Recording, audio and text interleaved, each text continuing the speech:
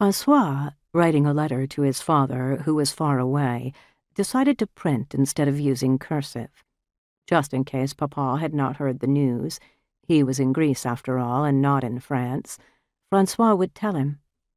He wrote very carefully in all caps. The Germans have crossed the gates of Paris. This is the news with which Maman woke me this morning. François knew that Paris was the heart of their glorious nation, though he'd never been there, of course. Not quite 9 years old, he had only recently returned with his mother, his aunt, Tata Jean, and his little sister, Denise, known as Poupette, to stay with their extended family in Algeria, the place Maman and Papa called home, from Salonika, where his father was the naval attaché at the French consulate. The boy had seen photos of Paris, the Champs-Élysées, the Tour Eiffel, Notre Dame, and when Maman had spoken of the gates of that city, he'd picture the Arc de Triomphe.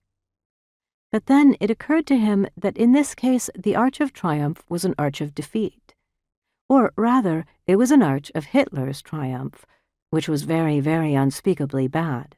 He would not draw the Arc de Triomphe in the letter for Papa, because that would make everyone sad, including Papa, and Maman had said they all needed only to be happy for Papa, to be la famille du sourire, because he would be worrying so much about them being so far away, especially when, because of the war, they could not contact him by telephone or telegram.